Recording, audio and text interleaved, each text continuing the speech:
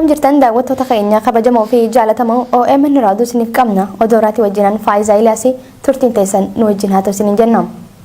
Sochii qeerroo Oromoo keessatti qooda olaanaa kan qabu dargaggoo Oromoo Magarsaa Abdulmaatiin du'aan boqote. Barataa Yuunivarsiitii Jijjigaa kan ture dargaggoo Oromoo Magarsaa Abdulmaatiin tasa dhukkubsachuun aanaa Habroo Galamsootti du'aan addunyaa tanarraa boqoteeti jira. Badri Yusuf gabaasa kana akka ittaan isiniif dhiyeessa. Sochii fincila diddaa gabrummaa guutuu Oromiyaa keessatti gaggeeffamaa ture keessaa qooda guddaa kan qabu dargaggoo Oromoo Magarsaa Abdulmaatiin du'aan addunyaa tanarraa boqote.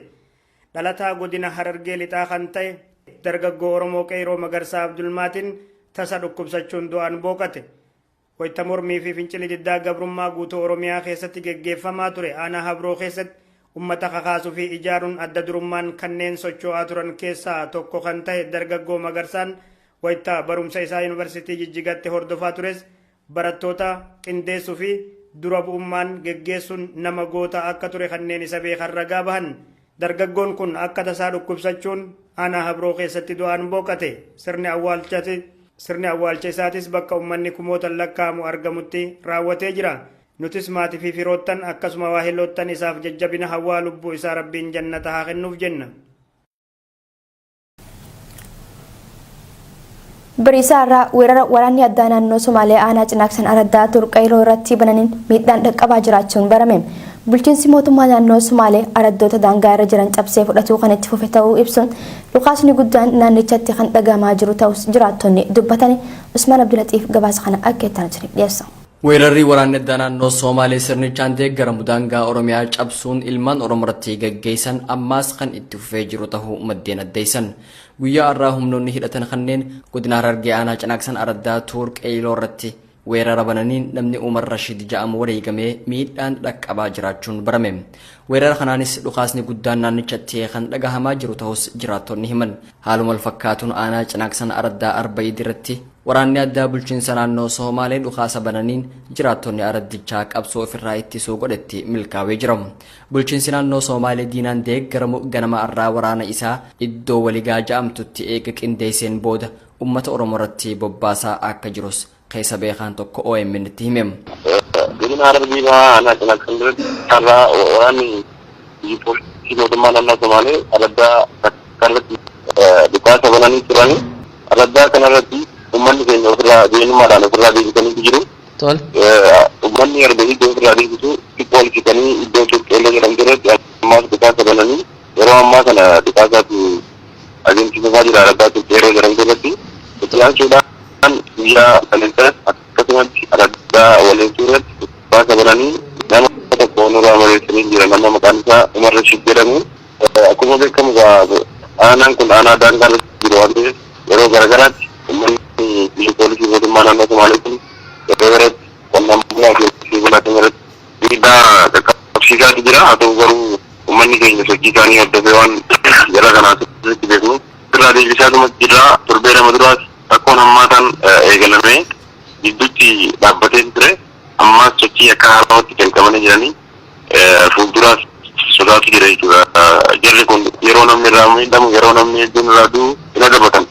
Isaalii boodaa jiranii iddoo jijjiirratanii qololaa yeroo addaatti qonnaan bulaa keenya irratti bananii waraanni makalaatiyaas as qubatee kan jiru labsii yeroo muddamaatti waan ta'eef uummata keenya irratti miidhaa qaqqabsiisaa ture.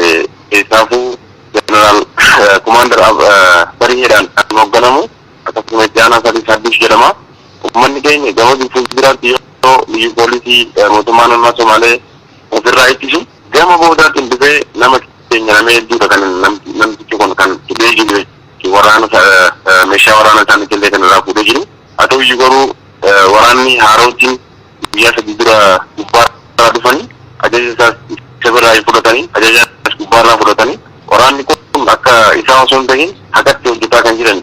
Uummanni weerare biyyi poolisiin weerare amarkiinaan deemu kan meeshaa waraanaa hidhannoo makalaakiyaa ol qabu osoo jiru uummata keenyaa kan inni ilaa ture jechuudha. Magaalaa Jijjigaatti galee magaalaa Jijjigaatti galee maallaqa nyaachisanii itti gaafatamaa wajjina nageenyaa fi wanti namtichi sun hidhee jira jechuudha. Aanaa keenya ammallee hidhaa jira. Haa ta'u iyyuu garuu waraanni amma dhufe kun akkatti kan deemaa jiru haga ammaa wanni ergaa jiru waan nama gammachiisu. Uummata dhukaasa bane kanarratti isaan kan tarkaanfii fudhachaa jiru. Amma kaampii waraanaa Cinaaksan itti argamutti liyyu poolisii fi milishaa wal keessa kan naannoo Somaalee haga nama 50 kan hidhamee jiru meeshaa waraanaatti waliin jiru.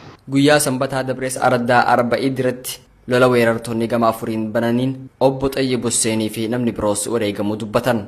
Gama weerartoota irraas gaafas namni hedduun lubbuun dabruu akka hin oolle jiraattonni kaasuun yaadatama. Bulchiinsi mootummaa naannoo Oromiyaa weerara kana to'atuu fi tasgabbeessuuf humnoonni inni aanaa cinaaksanitti bobbaase hamma tokko hojii gaarii hojjechaa jiraachuus jiraattonni kaasan. Humnoonni bulchiinsa mootummaa naannoo Oromiyaatiin bobbaafaman miseensota poolisii addaa naannoo Somaalee 50 ol hidhannoo guutuu waliin to'atanii kan harkaa qaban ta'us maddeen saaxilan. Ta'us kaayyoon jaraa waan diigameen fakkaatu. Poolisoonni addaa naannoo Somaalee karaa jabaatee irraa maqanii iddoowwan haaree hedduun weeraruu itti fufanii jiran jechuun jiraataan aanichaa dubbifne ibsa. Gama biroon araddaan arba'id shira irratti aaggatameen araddoota bulchiinsa mootummaa naannoo Somaaleen waan marfamtee jirtuuf ummanni Oromoo xiyyeeffannoo guddootti kennee jiraattota araddoota diinaan saamamaa jiranii bira dhaabbachuu akka qabu sabboontonni gaafatan.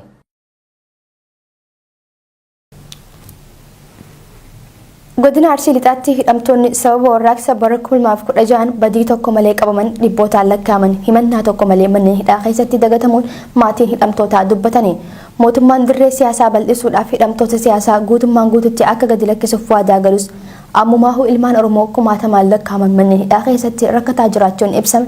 Abdusalaam Hassaan akka itti dhiyeessa. Mootummaan Itiyoophiyaa dirree siyaasaa bal'isa jechuun hidhamtoota siyaasaa guutumaan guututti gadi lakkisuuf waadaa erga galee ji'oota lakkoofsaniiru. Waadaa galames hordofuun hidhamtootni 40,000 ol manneen hidhaa keessaa baasuu pirezidaantii mootummaa naannoo Oromiyaa tibbana ayyaana caamsaa 20 wayita kabajan dhimmoota bu'aa injifannoo caamsaa 20 wal qabsiisuun kaasaniiru. Naannicha keessa hidhamaan siyaasaa manneen hidhaa naannoo Oromiyaa keessa hin jiru jedhanis ammayyuu ilmaan Oromoo kumootaan lakkaa'aman manneen sirreessaa garagaraatti dararaa keessummeessaa jiru jedhu maatiin hidhamtoota. Ilmaan Oromoo godina Arsii Lixaa aanaalee garagaraa irraa badii isaanii malee yakkaman ammayyuu manneen hidhaa garagaraa keessatti dararamaa jiru.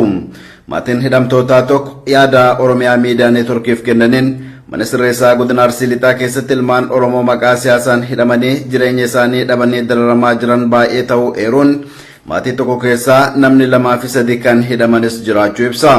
Namoota kanneen keessaa Qaabatoo Juullaa fi Mulugeetaa Amaaree waggaa 18, Gammadaa Dammichaa waggaa 5 badii tokko malee itti murtaa'eera.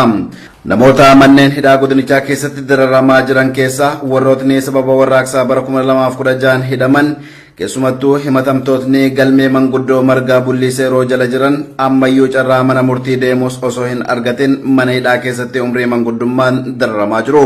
Namoota muraasa murtii dabaa argataniin ala hidhamtootni siyaasaa mana sirreessaa godinichaa keessa jiran dhibbootaan lakkaa'aman biroo beellama mana murtees kan hin qabnee fi qaamni mootummaas achi jiraachuu isaaniitu dagataniiru jedha maatiin hidhamtoota.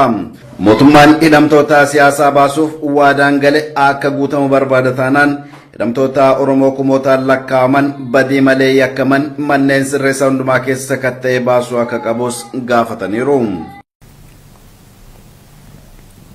Yuunivarsiitii Harmaayaatti barattoonni muummee peedagoojii baratan baajata nuuf ramadamee ture maqaa gibiraatiin seeraan ala nurraa muramaa jira jechuun komii qaban dubbatanii rakkoon tun akka isaaniif furamuuf iyyachaa turanis furmaata waan dhabaniif guyyaa irraa hiriira bahuudhaan sagalee mormii dhageessisaa akka turan Oromiyaa Miidiyaa Neetworkiif himame Usmaan Baayyoo akka itti aantu isiniif dhiyeessa. Yuunivarsiitii Haramayaatti barattoonni muummee peedagoojii baratan baajata nuuf ramadameetiin ture maqaa taaksiitiin seeraan ala nurraa muramaatiin jira jechuun komii qaban ibsan. Barattoonni kunneen yuunivarsiitiiwwan garaagaraa irraa ogummaa barsiisummaatiin digirii jalqabaatiin kanneen eebbifaman yoo ta'an leenjii dabalataatiif dorgomanii waggaa tokkoof yuunivarsiitiiwwan biyyattii 9 keessatti ramadamanii barachaa kan jiran ta'uun himameera. Akka barataa yuunivarsiitii Haramayaatti muummee kana baratu tokko Oromiyaa Miidiyaa Neetworkiif ibsetti baajatni barattoota kanaaf ramadamee fandiidhaan biyyoota alaarraa kan argame akka ta'e ibsuun mataa baratatti kafaltiin asiin dura kennamaa ture birrii 2,800 ta'uu dubbateera. Askaluu kana ammoo maqaa taaksii fi koosti sheeringii jedhuun qarshiin 800 nurraa kutanii birrii 2,000 qofa nuuf kafalaa waan jiraniif qaama dhimmi kun ilaalu hundattuu iyyachaa turrus furmaata dhabneerra jedha barataan kun. Barattoonni rakkoo kanaaf saaxilamnee of keessaa koree filannee gara ministeera faayinaansii federaalaatti ol erginee turre turrus deebisaa quubsaa hin arganne jireera. Nuti barattoonni peedagoojii erga barnoota idilee digirii jalqabaan xumuranii booda leenjii barsiisummaa warri fudhannu dorgomnee erga yuunivarsiitiiwwan garaagaraatti ramadamne booda fandii biyya alaatiin baay'inni nu qabamee baranna ji'a 8 nuti warri haramaa nu ga'e immoo mindaa waan kiisiidha birrii 2800tti mataa mataatti nu ramadame kana keessa immoo koshiringiidhaa fi gibira jedhanii birrii 2000 qofa nu kennu silaa akka seera biyya kanaatti barsiisaa fi warri fayyaadha koshiringis hin qabu gibira immoo birra mallaqa biyyaarraa irraa argamu irraa kutachuun hin jiru kana seeraan alaan kanarraa kutataa turanii. Barattoonni kunneen saba kanaan barnoota isaanii erga addaan kutanii torbaan lama oliif akka ta'e eeruun guyyaa irraa immoo mooraa dhaabbatichaa keessatti barattoonni muummee peedagoojii kunneen kanneen lakkoofsaan 300tti siiqan hiriira ba'uun komii qaban karaa nagaatiin gaggeessaa akka turanis himameera. Erga hiriira ba'aniin booda bulchiinsa yuunivarsiitichaa fi pirezidaantii yuunivarsiitii Haramayaa barattoota kanneen wajjin marii gaggeessaa akka ture barataan kun ibseera. Barattoonni yuunivarsiitii Haramayaa ganama kana sa'aatii 2 walakkaa irraa kaasee hanga sa'aatii 3tti bulchiinsa yuunivarsiitii keessatti hiriira goone turre. Hiriira kanarratti ammoo turtii yeroo dheeraa booda qaamni bulchiinsaa dhufee maaliif akka baanee nu gaafate. Kana booda ammoo gaafii keenya tolan nu qabanii achi booda ammoo gaafii keenya nurraa fuudhanii isin deebina jedhanii achi booda marii ta'een booda qaama bulchiinsaa irraa bakka bu'aan pirezidaantii duraanii Dr. Jamal ka jedhamanii fi akkasumallee koordineetarri kolleejjii keenya Indiriis Said jedhamu gaafii ni deemna. Inni hanga gaafiin keenya deemnee fi warra Finfinnee deeman ammoo deebii qabatanii hin deemnetti kilaasii akka seeruu hin dandeenye. Gama bulchiinsa yuunivarsiitichaatiin barnoota keessanitti deebitanii barachaa komii qabdanis dhiyeeffachuu dandeessu waan ta'eef borurraa eegaltanii barnoota keessanitti deebitanii eegaluu qabdan deebisaa jedhuun nuuf kennan jedheera barataan kun. Barattoonni kunneen gama isaaniitiin gaafiin keenya deebii quubsaa hanga argattutti ammas barnoota addaan kunne ittiin deebinu yaada jedhu akka qabanis dubbataniiru. Qeerroo fi hawaasni Oromoo Walloo Saawud Arabiyaa magaalaa Riyaad jiraatan lammiileef gargaarsa arjooman. Hawaasni Oromoo fi qeerroo Walloo Saawud Arabiyaa magaalaa Riyaad jiraatan jimaata dabree walitti dhufuudhaan lammiilee Oromoo sababa yeroo poolisoota Affaariin Walloo aanaa baatee keessaa buqqaafamaniif gargaarsa maallaqaa walitti qabuun dhagahame. Badri Yusuf dhimma kana akka itti dhiyeessa. أعوذ بالله من الشيطان الرجيم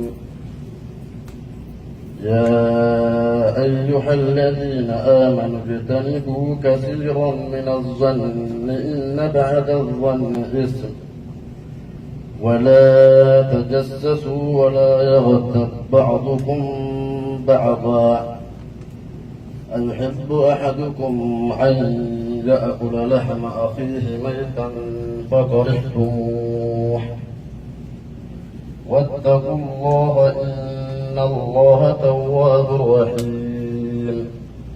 Hawaasni Oromoo fi qeerroon Oromoo Walloo Saawud Arabiyaa jiraatan lammiilee weerara poolisoota addaa naannoo Affaariin qe'ee fi qabeenya isaaniirraa buqqifamaniif maallaqa walitti qaban. Hawaasni fi qeerroon Walloo Saawud Arabiyaa jiraatan jimaata dabre kana walitti dhufuun kaaba Oromiyaa Walloo keessatti lammiilee sababa weerara hidhattoota naannoo Affaariin qe'ee fi qabeenya isaaniirraa godaansifamanii rakkachaa jiran dhaqqabuuf sagantaa gargaarsaa walitti qabuuf karoorfachuu isaa oduu keenya dabreetiin gabaasuun keenya ni yaadatama. Haaluma kanaan lammiileen kanneen waxabajjii 1 bara 2018 Saawud Arabiyaa magaalaa Riyaad bakka Istiraaha jedhamtutti walitti dhufuun lammiilee kanneeniif maallaqa Saawud Arabiyaa riyaala 15,000 ol arjooman. Abbaan Hayaat Coqortii riyaala 200 nuu kenneera mee hamilee nuu kennaa isaafis.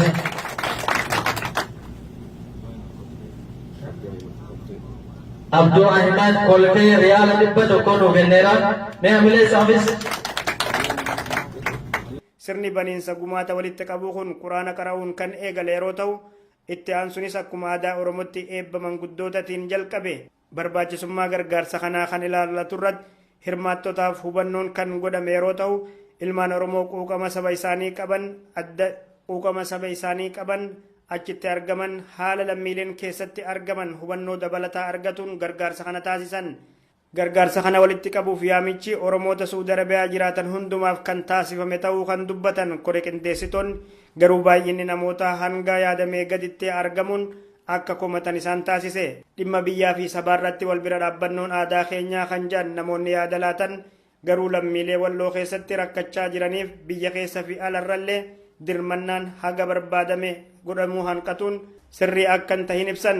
Dhimma kanarratti namni yaada Oromiyaa Miidiyaa Neetwoorkiif laate kun akkana jedha. Rakkoon uummata Oromoo Walloo irra jiru bara dheeraadhaaf ummati Oromoo rakkachaa jiru Walloo keessatti dararamaa jiru kana maaliif hin mul'anne? Moo ummati keenya argaa hin jiru moo dhagayaa hin jiru? Kun akka gaafii tokkotti ummata Oromootiif hin dhiisaa kan ummata Oromoo laalu. Kunis istirahaatti walitti dhufnee namoota muraasaatti argame akka Oromoo waliigalaa waamne. Sanis ta'uudhaaf galatoomanii warri argama sunis galatoomaan jedhan asumaan dhaamsa kiyya irratti. Saan ta'uudhaan akka Oromoo waliigalaa waamne rakkoon jiru maaliif? Gaaddisa kana jala maaliif waliin hin dhaabbanne? Rakkoo jiru kana maaliif waliif hin hiikne? Ka jedhuun qaba yaada asirratti wanni ani dhiyeeffachuu barbaadu dhaamsi kiyya. Ka lammaffaadha.